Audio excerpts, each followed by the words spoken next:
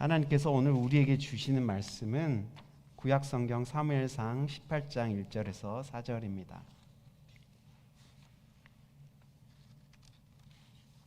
이제 구약성경 사무엘상 18장 1절에서 4절 말씀을 봉독합니다. 하나님의 말씀에 경청하십시오. 다윗이 사울과 이야기를 끝냈다. 그 뒤에 요나단은 다윗에게 마음이 끌려 마치 제 목숨을 아끼듯 다윗을 아끼는 마음이 생겼다. 사울은 그날로 다윗을 자기와 함께 머무르게 하고 다시 아버지의 집으로 돌아가지 못하게 하였다. 요나단은 제 목숨을 아끼듯이 다윗을 아끼어 그와 가까운 친구로 지내기로 굳게 언약을 맺고 자기가 입고 있던 겉옷을 벗어서 다윗에게 주고 칼과 활과 허리띠까지 모두 다윗에게 주었다. 이것은 우리 주님의 말씀입니다. 아멘. 주님의 은총과 평강이 우리 교우님들의 삶 가운데 함께하길 빕니다. 우리 옆에 교우님들에게 그렇게 인사하면 좋겠습니다. 당신은 참 귀하십니다. You are so precious. 이렇게 인사 한번 하시겠습니까? 당신은 존귀하십니다. 참 귀하십니다. You are so precious. 왜 여러분의 삶이 귀합니까? 여러분은 하나님의 작품, 하나님이 만드신 작품이기 때문입니다. 나뿐만 아니라 옆에 계신 분도 바로 하나님이 만드신 하나님의 걸작품들입니다. 우리 서로서로를 존귀하게 여기는 우리 형제 자매님들이 되었으면 좋겠습니다. 별을 사랑하는 소년이 있었습니다. 그는 꿈속에서도 별과 대화를 나누곤 했지요. 하루는 꿈속에서 별에게 이렇게 말을 걸었습니다. 오, 너는 정말 아름답구나. 그러자 별이 대답했습니다. 나는 네가 더 아름다운걸. 소년은 깜짝 놀라 손사래를 쳤습니다. 아니야, 난 초라하고 보잘것없어. 난 너처럼 크지도 않고 너처럼 빛을 내지도 못하고 난 너처럼 오래 살지도 못하는걸. 난 정말 아무짝에도 쓸모없어. 소년은 슬픈 목소리로 말했습니다. 그러자 이번엔 별이 깜빡이며 말을 했죠. 하지만 내가 내 크기를 알려주기 전에 난 내가 얼마나 큰지 몰랐어. 내가 내 나이를 알려주기 전에 난 내가 얼마나 오래 살았는지 몰랐어. 내가 내 모습이 아름답고 하기 전에 난 내 모습이 어떤지도 몰랐어. 더구나 내가 내게 말을 걸어오기 전에 난 말도 할지 몰랐단다. 만일 내가 없었다면 난 내 모습도 볼 수 없었을 거야. 난 다시 벙어리가 된단다. 너는 나의 거울이야. 나에게 가장 소중한 친구지. 넌 이 넓은 우주에서 가장 소중한 존재란 말이야. 소년은 꿈에서 깨어나 감탄을 터뜨렸습니다. 그리고 소년은 새로운 것을 알게 되었죠. 어떤 것이 아름다운 것은 그것을 아름답게 생각하는 상대가 있기 때문이라는 걸요. 어떤 것이 소중한 것은 그것을 소중하다고 생각하는 상대가 있기 때문이라는 것을요. 소년은 자라서 비행사가 되었습니다. 비행사가 된 소년은 자신이 사랑하는 별을 더 가까이서 보고 싶어서 해가 뜬 낮보다 훨씬 위험한 야간 비행을 하곤 했습니다. 비행사가 된 소년은 자신의 깨달음을 책으로 만들었는데 어린 왕자라는 책입니다. 어린 왕자라는 책 속에 소년이 깨달았던 소중한 사실이 담겨 있습니다. 그것은 사람은 혼자서는 살 수 없는 존재라는 겁니다.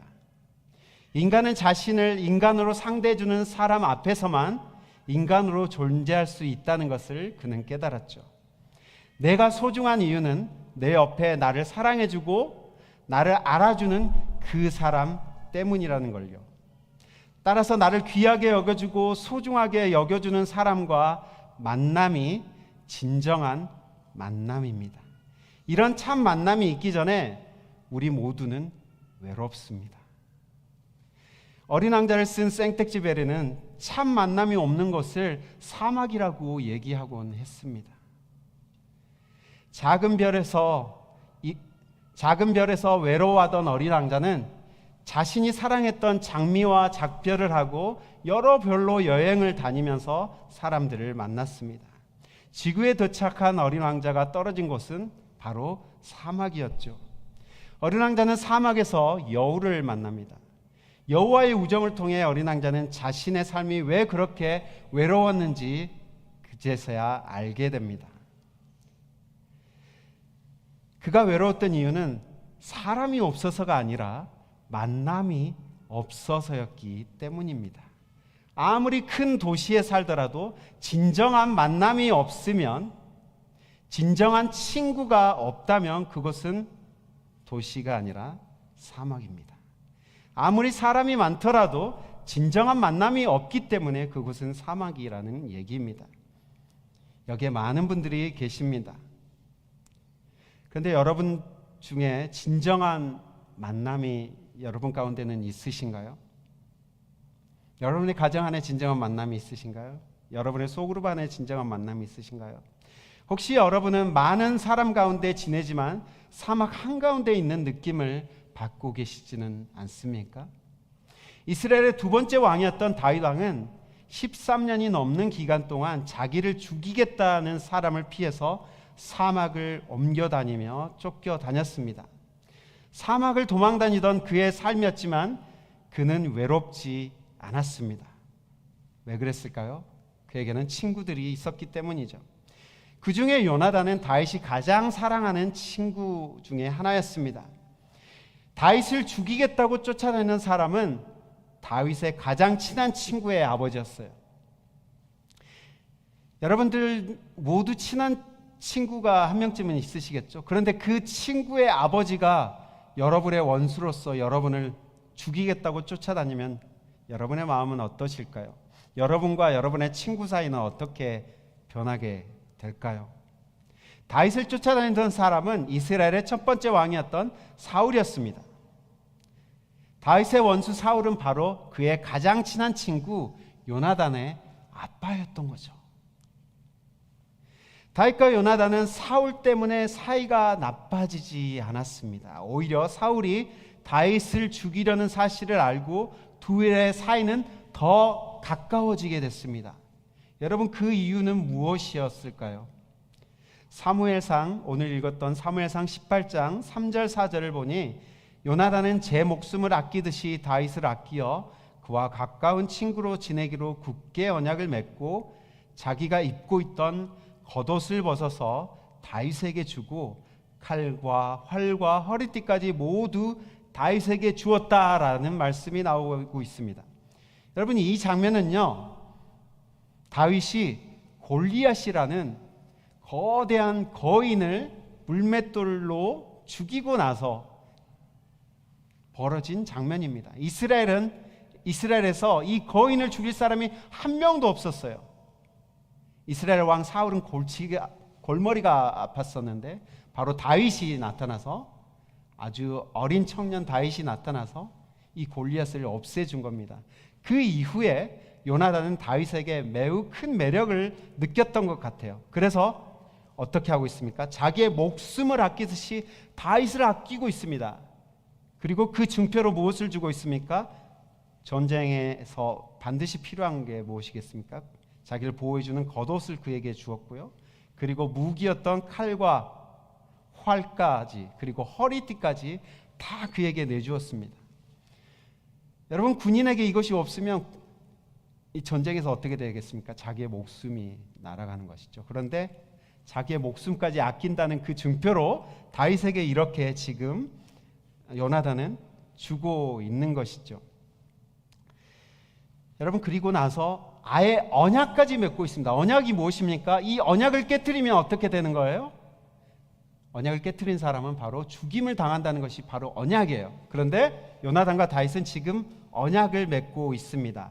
너와 나와의 사이에 우정은 변치 않을 거야.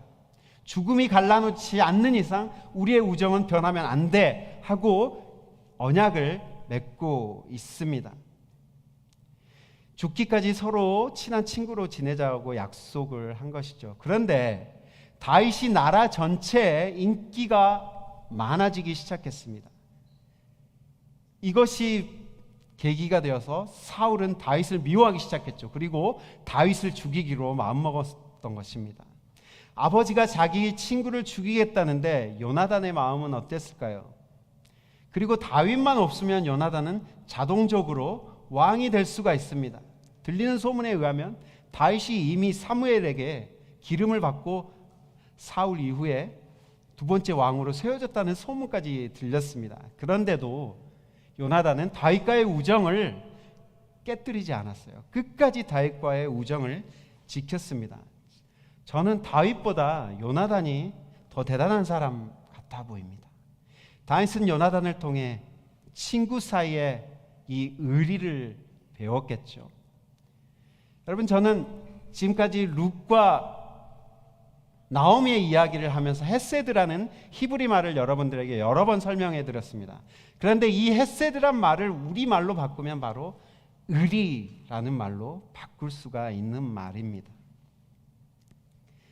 룻과 나오미의 관계가 바로 헤세드로 맺어진 의리의 관계였죠. 여성들 사이에 이 헤세드의 관계가 바로 룻과 나오미의 관계였다면 바로 남성들 사이에 이 헤세드의 관계가 오늘 요나단과 다윗의 관계입니다. 진정한 만남 그리고 진정한 우정에는 반드시 이 헤세드라는 게 필요합니다. 헤세드를 두 단어로 제가 요약해 드린 적이 있는데 기억나십니까? L로 시작된 두 단어였죠. Love and loyalty. Love and loyalty. 어린 친구들 중에서 기억하는 친구가 있었어요. 감사합니다. 자, 이거를 F라는 단어로 시작되는 단어로 바꾼다면 favor and faithfulness라고 바꿀 수도 있을 것 같아요. 상대방에게 favor를 베풀고 상대방에게 나의 자비와 나의 사랑, 인애 모든 좋은 것들을 베푸는데 그것이 오랫동안 이어지는 자세, 그게 바로 loyalty 그리고 faithfulness인 거죠. 한마디로 얘기하면 의리인 것입니다. 헤세드는 사랑과 의리입니다. 여러분이 이 헤세드 관계로 이어진 친구가 있나요? 여러분은 어느 누구에게 이런 친구가 되어주고 계신가요? 누군가에게 변함없는 헤세드의 사람으로 친구의 역할을 해주고 있냐는 말입니다. 여러분이 여러분의 배우자에게, 여러분의 스파우스에게 헤세드의 관계로 진정한 만남을 제공해주고 있습니까? 여러분의 자녀에게 헤세드를 지키고 계십니까? 웃고 계신 분들이 있는데요. 그렇다면 말로 듣겠습니다. 지난 8월 30일은 저희 부부의 15주년 결혼 기념일이었는데요. 아내에게 큰 선물을 못한 죄인입니다. 대신에 제가 장문의 손편지를 썼습니다. 편지를 쓰면서 우리 두 사람을 지금까지 묶어주었던 비결은 다른 게 아니라 이 헤세드겠구나라는 생각을 해보았습니다. 솔직히 15년 정도 부부가 살다 보면은 다투었던 시간도 적잖이 있습니다. 그렇죠? 연애 기간처럼 막 눈에서 하트가 뿅뿅 날아가고 그러지 않습니다. 나이가 먹어갈수록 부부 사이라는 게 결국에 의리의 관계가 되어가는 것 같아요. 그런데요, 여러분, 이 의리를 영어로 바꾸면 로열티잖아요. 이 의리의 관계, 상대방에게 충성을 다하는 이 관계, 이게 바로 사랑의 다른 모습이 아닐까 생각을 해봅니다. 충성은 사랑의 다른 이름인 것이죠. 모든 친구 관계와 사랑의 관계는 충성과 신실함이 없이 유지될 수가 없습니다. 설교를 시작하면서 진정한 만남이 우리 삶에 반드시 필요하다는 말씀을 드렸습니다. 진정한 만남은 그와의 관계를 통해서 내 존재가 귀하다는 것이 깨달아지는 관계가 바로 진정한 만남입니다. 여러분들은 이러한 만남이 있으신가요? 누군가를 만나면 내가 정말 귀한 사람이구나를 깨달아지는 그런 관계가 있냐는 말입니다. 여러분의 부모님을 만나면, 부모님과 대화하면 내가 정말 귀한 사람이란 것을 여러분, 우리 자녀들 깨달아지십니까?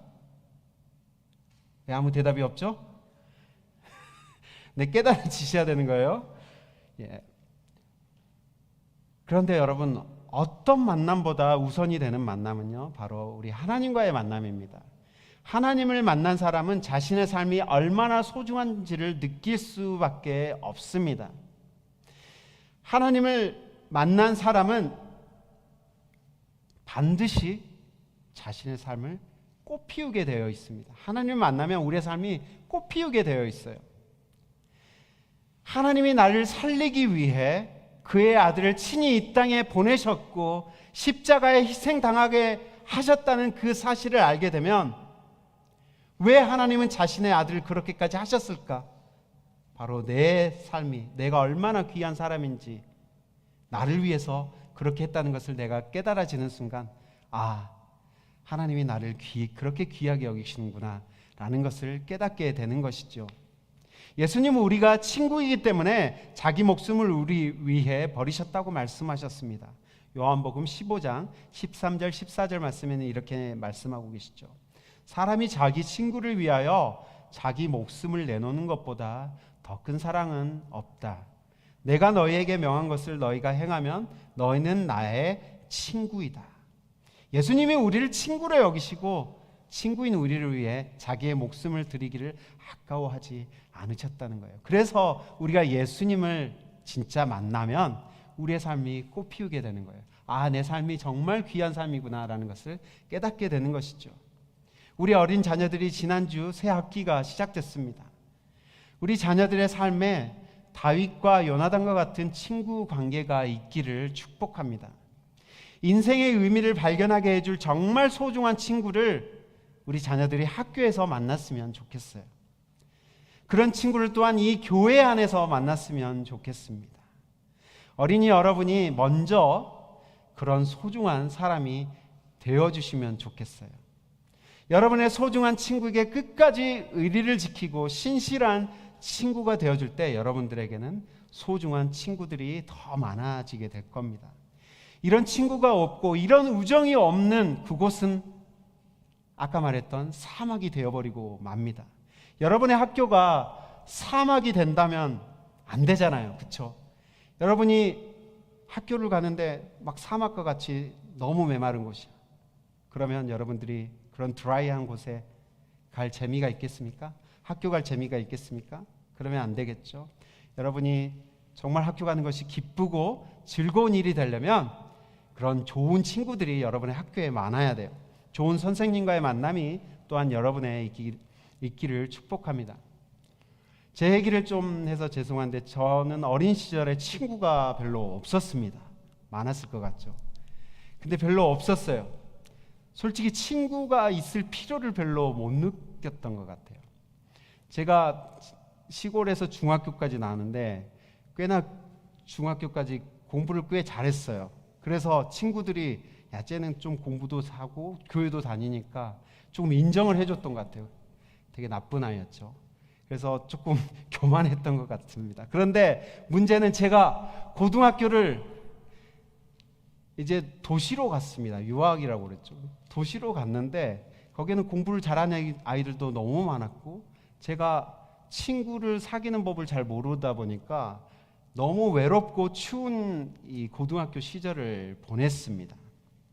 그래서 제가 그 추운 고등학교를 통과한 후에 대학교 가서는 내가 좋은 친구를 사귀어야 되는 것이구나 라는 것을 제가 조금 깨달았어요. 그리고 나서 군대에 가서 제가 정말 좋은 친구들을 많이 만났습니다.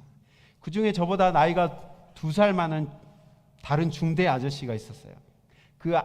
다른 중대 사람들은 막 다른 부대 사람들 아저씨라고 부르거든요. 그런데 그 사람은 같은 교회를 섬겼습니다. 같은 찬양대 성가대를 섬겼고 같이 교회를 열심히 섬겼어요. 그리고 우리는 막 PX 같은 데서 만나서 신앙 얘기를 막 나누고 성경 이야기를 나누고 막 그런 우정을 쌓아갔는데 군 생활이 너무 즐거워지는 거예요. 이런 군대라는 곳이 되게 사막과 같이 되게 여러분 DP라는 넷플릭스 그 드라마를 꼭 보십시오. 그러면 여러분의 자녀를 군대 보내기 정말 싫어지실 것입니다. 군대가 정말 심하면 그런 곳이 되는데 정말 좋은 사람들을 만나다 보니까 그런 곳을 제가 즐겁게 시간을 보낼 수 있었던 것 같아요. 제가 어린 시절에 왜 친구들을 그렇게 사귀지 못했을까 참 지금 안타까운 생각이 듭니다. 그래서 여러분들에게 말씀해 드리는 거예요. 여러분의 어린 시절부터 좋은 친구들을 많이 사귀시면 여러분의 삶이 정말 풍성해지고 외롭지 않고 춥지 않을 것입니다. 여러분 중에 혹시 사막을 통과하는 분이 계시다면 진정한 만남이 있었으면 좋겠습니다. 그 만남을 통해 여러분의 삶의 의미를 발견하고 여러분의 가치를 발견했으면 좋겠습니다.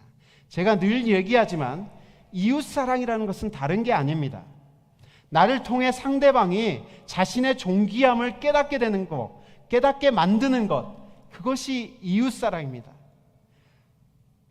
나를 만남으로 상대방이 내 삶이 정말 가치 있구나, 그것을 느끼고 있다면 여러분들은 이웃을 사랑하고 계신 것입니다. 여러 이웃들에게 좋은 친구가 되어 하나님의 사랑을 전하는 여러분 되셨으면 좋겠습니다. 여러분의 새로운 학년과 학기가 좋은 친구들에 의해서 풍성해지고 행복해지시기를 축복합니다. 또한 여러분의 이 로체스터 생활이 좋은 만남, 진정한 만남을 통해 풍성해지고 꽃피워지기를 축복합니다. 함께 기도하겠습니다. 살아계신 아버지 하나님, 우리의 삶이 외롭고 쓸쓸하지만 진정한 만남을 통해 우리의 삶에 정말 보람과 존귀함을 느낄 수 있다는 것을 깨달았습니다. 다윗처럼 요나단처럼 우리의 삶에 정말 그런 귀한 만남들이 넘쳐나길 소망합니다. 우리의 귀한 자녀들이 학교에서 또한 교회에서 그런 친구들, 진정한 우정을 쌓는 그런 관계가 많아지기를 축복합니다. 예수님의 이름으로 기도합니다. 아멘. 우리